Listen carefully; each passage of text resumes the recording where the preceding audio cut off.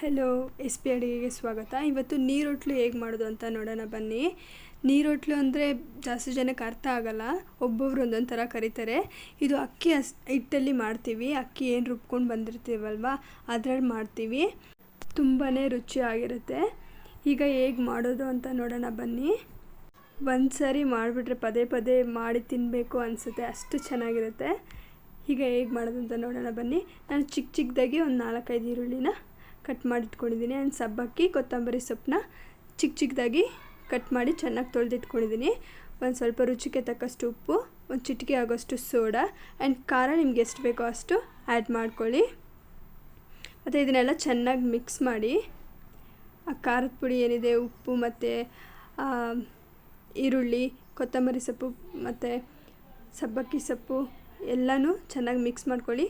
ಆಮೇಲೆ ಅಕ್ಕಿ ರುಬ್ಬು ಏನು ಇಟ್ಕೊಂಡಿದ್ದೀರಾ ಅದನ್ನು ಹಾಕ್ಕೊಳ್ಳಿ. ನೀವು ಬೇಕಾದರೆ ಅಕ್ಕಿ ಹಸಿಟ್ಟು ಕೂಡ ಹಾಕ್ಕೊಬೋದು. ಅಕ್ಕಿ ಹಿಟ್ಟು ಅಂತಿರಲ್ವ ಅದನ್ನು ಕೂಡ ಹಾಕ್ಕೊಬೋದು. ಅದನ್ನು ಹಾಕ್ಕೊಳ್ಬೇಕಾದ್ರೆ ನೀರು ಮಿಕ್ಸ್ ಮಾಡ್ಕೊಳ್ಳಿ. ಈ ಅಕ್ಕಿ ರುಬ್ಬು ಏನಿದೆ ತೊಗೊಂಬಂದು ಇಟ್ಕೊಂಡಿರ್ತೀರ ಅದಕ್ಕೆ ನೀವು ನೀರು ಮಿಕ್ಸ್ ಮಾಡೋಕೆ ಹೋಗಬೇಡಿ, ಜಾಸ್ತಿ ನೀರು ಆಗಿಬಿಡುತ್ತೆ. ಈ ಥರ ಕಲಿಸಿದಾಗ ನೀರು ಆಗಿಬಿಡುತ್ತೆ ಜಾಸ್ತಿ. ಇಷ್ಟು ಕನ್ಸಿಸ್ಟೆನ್ಸಿಯಲ್ಲಿ ಇದ್ದರೆ ಸಾಕು. ಅಕಸ್ಮಾತ್ ಏನಾದರೂ ನೀವು ಅಕ್ಕಿ ಹಿಟ್ಟು ಹಾಕ್ತೀನಿ ಅಂದ್ಕೊಂಡ್ರೆ ಅದಕ್ಕೆ ಎಷ್ಟು ಬೇಕೋ ಅಷ್ಟು ನೀರು ನೋಡ್ಕೊಂಡು ನಟ್ಕೊಳ್ಳಿ, ಜಾಸ್ತಿ ನೀರಾದರೆ ಚೆನ್ನಾಗಿರಲ್ಲ. ಈ ಥರ ಬೋಂಡ ಹೇಗೆ ಬಿಡ್ತೀವೋ ಆ ಥರ ಚಿಕ್ಕದಾಗಿ ಬಿಟ್ಕೊಂಡು ಬನ್ನಿ. ಬಾಣಲೆಯಲ್ಲಿ ಎಣ್ಣೆ ಕಾದಿದ್ದಾದಮೇಲೆ ನೋಡಿ ಅದು ಬ್ರೌನ್ ಏನಿದೆ ಅದು ಫಸ್ಟೇ ಹಾಕಿದ್ದೆ, ಅದು ವೈಟ್ ಆಗಿರೋದು ಒಂದು ಸ್ವಲ್ಪ ಲಾಸ್ಟಾಗಿ.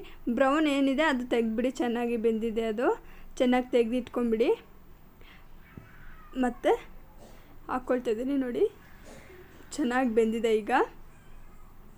ಈಗ ಸರ್ವ್ ಮಾಡ್ಕೊಳ್ಳೋಣ ಬನ್ನಿ, ಹೇಗಿದೆ ಅಂತ ನೋಡೋಣ. ಬಿಸಿಯಾಗಿ ತಿಂದರೆ ಅಂತೂ ತುಂಬಾ ಕ್ರಿಸ್ಪಿ ಆಗಿರುತ್ತೆ. ಒಂದು ಸ್ವಲ್ಪ ತಾರದ ಮೇಲೆ ತಿಂದರೆ ಸಾಫ್ಟಾಗಿರುತ್ತೆ, ತುಂಬಾ ಟೇಸ್ಟಿಯಾಗಿರುತ್ತೆ.